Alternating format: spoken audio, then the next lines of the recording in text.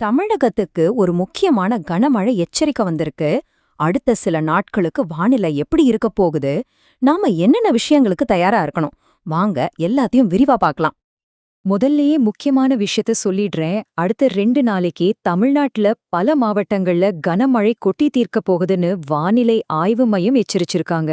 சில இடங்கள்ல மிதமான மழையும் எதிர்பார்க்கலாம். சரி, இந்த கனமழை எச்சரிக்கைக்கு பின்னாடி என்ன காரணம் இருக்கு? எந்தெந்த ஏரியாலாம் ரொம்ப ஜாக்கிரதையா இருக்கணும்? வாங்க பார்க்கலாம். திடீர்னு ஏன் இப்படி ஒரு மழை வருதுன்னு யோசிக்கிறீங்களா?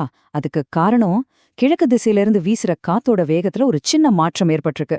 இந்த கிழக்கு காற்று வேக மாறுபாடு தான் பாத்தீங்கன்னா தமிழ்நாடு, புதுச்சேரி, காரைக்கால் பகுதிகளில் இப்ப பெய்யுற மழைக்கு மெயின் ரீசன்.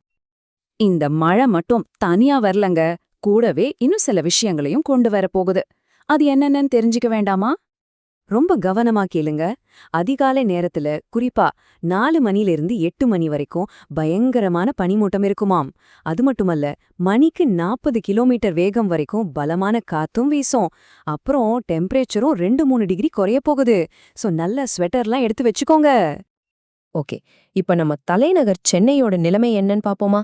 சென்னையில இருக்கிறவங்க கொஞ்சம் இதை நோட் பண்ணிக்கோங்க. சென்னையில வானம் பெரும்பாலும் மேகமூட்டமாவே இருக்குமா. சின்னதா தூறல் போடுறதுல இருந்து திடீர்னு இடிமின்னலோட கனமழை பெய்யறதுக்கு கூட சான்ஸ் இருக்கு. அதனால வீட்டை விட்டு வெளியே போகும்போது மறக்காம ஒரு கூடையோ இல்ல ரெயின் கோட்டோ எடுத்துட்டு போறது ரொம்ப நல்லது.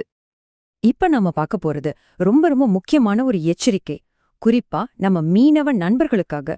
இது அவங்க உயிருக்கே சம்பந்தப்பட்ட விஷயம். அதனால ரொம்ப கவனமா கேளுங்க. இப்ப எல்லாருக்கும் இருக்கிற முக்கியமான கேள்வி இதுதான். இந்த மாதிரி ஒரு சூழ்நிலையில மீனவர்கள் கடலுக்கு போகலாமா கூடாதா? வானிலை ஆய்வு மையம் என்ன சொல்லுது?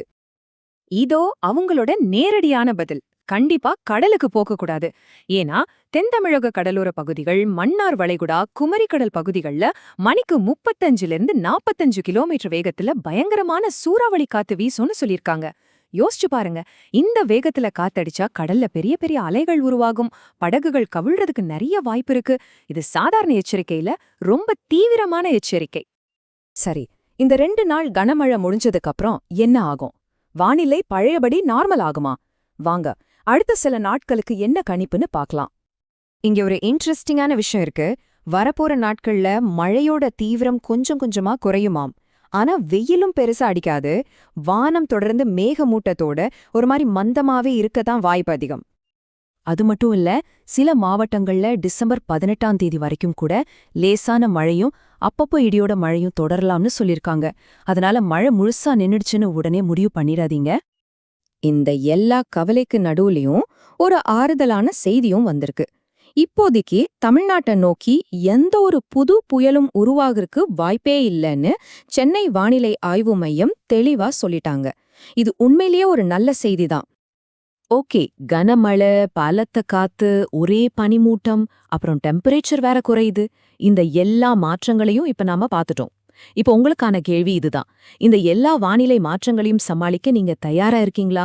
எல்லாரும் ரொம்ப பாதுகாப்பா இருங்க, முன்னெச்சரிக்கையோட நடந்துக்கோங்க.